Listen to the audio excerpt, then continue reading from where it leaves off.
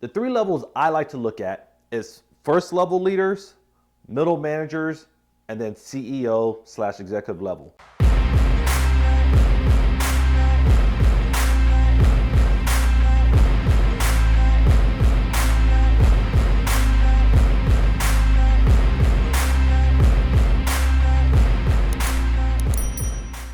Hey everybody, Michael Laidler, professional speaker. And as football season approaches, and yes, I'm a Cowboys fan, get it through your system, I love me some Cowboys. I start thinking about different levels of leadership and how sometimes we don't always define how they affect the organization. In this video today, we're gonna talk about 3 different levels of leadership.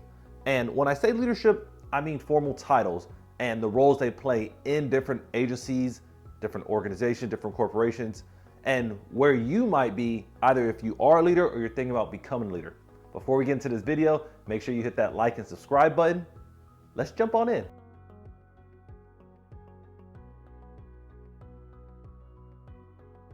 There's so many different levels of leadership that people look at. Depends on if you're looking at John Maxwell's version, Jim Rohn's version, Tony Robbins' version, whoever it might be. But I have my own take, and that's based on my own experience and my own studies. The 3 levels I like to look at is first level leaders, middle managers, and then CEO/executive level. And each of those leadership levels are a little different. For example, if it's your first time being a supervisor, a leader, a manager, you're gonna think a lot differently than if you've been in leadership roles for 10 to 15 years and you are at the top of that agency. Now, the importance of this is understanding the training that you need at every single level. To start, we're going to talk about the first level of leaders. We can call them emerging leaders, we can call them first line supervisors, but it's that first role you take when you get into leadership roles. For me, when I entered my first level of leadership, it was a tough transition. I went from being a really good employee to now leading other good employees. I thought I can do it all on my own. I thought that I didn't need any help. But what I realized is, as a leader, it's not my job to do everything. It's not my responsibility to take all of the burden off of everybody else and put it on myself. Now, that doesn't say that it's not my responsibility to be accountable for others. It's just that I'm not supposed to do all the work. So if I have 5 team members on my team, it's not Michael Laidler's job to do all 5 team members' work. It's my job to supervise their work and lead them, but it's not my job to do everything. So one of the first things I had to learn as a leader, and something I always teach now for first level supervisors, is delegation. That ability to spread the work out and not overwork yourself in a manner that you think you have to do everything. The power of delegation is so important, especially when it comes to leadership development, because you can't and you're not supposed to do everything on your own. Learning about delegation and the roles it takes to get to that point is extremely important in your growth as a leader. The second part we're going to look at is feedback. Oh my goodness gracious. In that next leadership role, from when you were that good employee, now you're over all these other people. Giving feedback was probably the top thing that I had a hard time with. Now, I learned how to do feedback in other scenarios, like in Toastmasters, and I know you guys have heard me talk about Toastmasters before. When you're in that organization, every time you present or you're part of another role, there's always someone evaluating you. But when you're the actual boss or leader of that person, it's a whole different story. Another area that you should focus on besides delegation is that feedback area, because a lot of times people are now coming to you to say, hey, how did I do about this? Or tell me a little bit more about that. And now it's your responsibility to give positive, constructive feedback. You don't want to just shoot your people down and make them feel bad. It's your job to uplift them. So looking at both feedback and delegation is the very first 2 things I always teach about when it comes to that first level supervisory role. The next level of leadership we're going to talk about are middle managers. Middle managers serve in a very unique position because they're not brand new to the leadership role, but they're also not at the top at the CEO executive level. When I entered my second level of leadership role, I went from worrying about as much delegation and feedback to the entry-level employees to now being responsible to lead another leader. And that in itself is difficult, but I found myself in a very unique position. That's because as a middle manager, what I now realized was it was my responsibility to start developing the leaders around me. When you're in that middle manager's role and you start looking around, you start to realize that now you're the one that has to take that burden off that first level supervisor on fostering growth of new employees, fostering growth of them, but also preparing yourself and the organization for deeper growth. Now you might say, well, Michael, isn't that a CEO's responsibility? Of course it is. However, when you start getting into that middle manager's role, you start to realize that you have leaders under you. You're not just supervising entry-level employees. Now, that doesn't say that you're not going to supervise them or lead them, but it's not your direct responsibility to lead all of them anymore.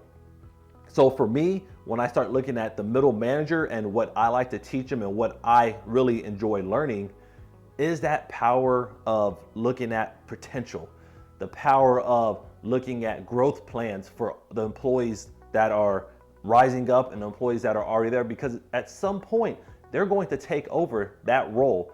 And when they do, it's best if they have some kind of training. I know if you're anything like me and you experience some things I didn't have all the training I wanted. However, when I had people and I found people that can teach me, it helps my growth a lot more. In that middle manager's role, now it's part of your responsibility to start nurturing that growth of others and also being part of that developmental process that takes them to the next level. The third level of leadership we're going to talk about that most people usually focus on the most is that CEO executive level positions. Depends on the organization you're in. If you're law enforcement, you might call that person a chief of police, a sheriff, a director. If you're in a private corporation, you're going to probably call that person a CEO, maybe a CFO, chief executive officer, chief financial officer, whatever that owner, founder. But when that person's in that role, they're looking at things completely different. They have a much more of a visionary mindset. They're looking at how do they retain their employees? How do they create environments of trust? For me, when I look at that position, I look at a person that has to have an idea of the atmosphere of the whole entire organization. They're not just focused on one department here or one department over there. Their mindset has to be, well, whatever decision I make, it has to be impactful to everybody. So for that person in that role, these areas are ones that I look at the most. Are you creating trust? Do people feel vulnerable enough? Do people feel safe enough to come and let you know how they're doing? Are you leading by example, AKA walking the talk? Are you out there on the ground when you can be, showing your support? And then finally, are you creating succession plans? Are you continuing on from what that middle manager was doing? And now you're looking at, okay, Michael Laidler, this is day one in this organization. What is his roadmap? What can I put in place? Now, succession planning is extremely difficult to do because people come and go. However, organizations that have them in place actually increase their retention because all of us always want to feel like we're being built. All of us always feel like that we mean something to the company, and programs like succession planning show people that you're thinking about them in the long run. You're just not going through the motions and saying, well, Joe Smith he's been here for 3 years, what's next? Succession planning takes that away. And at that CEO executive level, that's what you're starting to look at, like, okay, how do I retain my people? Well, I know if I give them a personal development plan or a personal growth plan, I know that they'll have a roadmap on why they want to stay longer. Now, does that guarantee it's going to keep them longer? Absolutely not. But I know when I've been in organizations or different programs that have built me up and trained me on things that just wasn't the check mark training, I felt more connected to them. It made me more loyal because I was like, you know what? They're taking that time and money to invest in my growth. So I'm going to give them everything I can when it comes to that level of persistency and growth and development. So when you're looking at that CEO executive level, a few things to kind of take a look at, and I know we touched on it very briefly, is creating an environment of trust, leading by example, and then working on succession planning to the best of your abilities. Hey guys, thank you for watching this video. I know this was a very brief video, but I just wanted to touch on some levels of leadership that I look at whenever I teach at other agencies or organizations, because everybody has a different perspective, which is fine. I just wanted you to see how I view things. So for me, there's those 3 levels of leadership. The entry level, first line supervisors, who are usually that sergeant, that team lead. Then you have the middle managers who have already been in a leadership role, but now they're over that first level supervisors. And then finally the CEO executive level. Obviously in between those 3 levels, there's a lot of different positions. And you can probably say, well, everybody that's past the first level supervisor could be a middle manager. And that's true. However, you have to take what you have at your current organization and break down that hierarchy to see what fits for you. When you look at all 3 of these levels, think about what training they need. If you need to, go back to different parts of this video and look at what is the most important at each level. If you're a first line supervisor, just learning how to give feedback and delegation should be the main things you worry about. You shouldn't be thinking about the big picture of developing people. Not saying you can't, but you need to at least learn how to help the people out that's right there next to you. Middle managers, now you're in this role. Now you have to start thinking about, okay, I have leaders in my organization. How are they being developed? How are they being nurtured? Because we know that our first line supervisors are taking care of all the groundwork. We know they're taking care of the day-to-day. Now my responsibility, I have the oversight to start saying, okay, Joe Smith looks strong. Mary Smith looks good.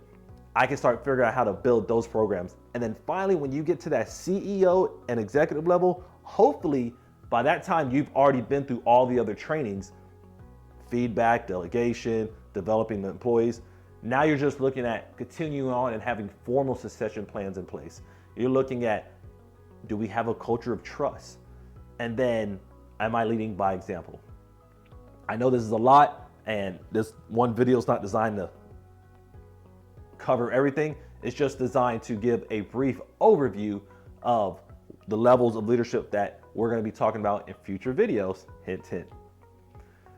If you haven't had the chance, make sure you hit that like and subscribe button, notifications, forward it to your friends and family, whoever. But leadership does matter, and it is at different levels. And it's good to know when to train who at what level. Thank you for your time.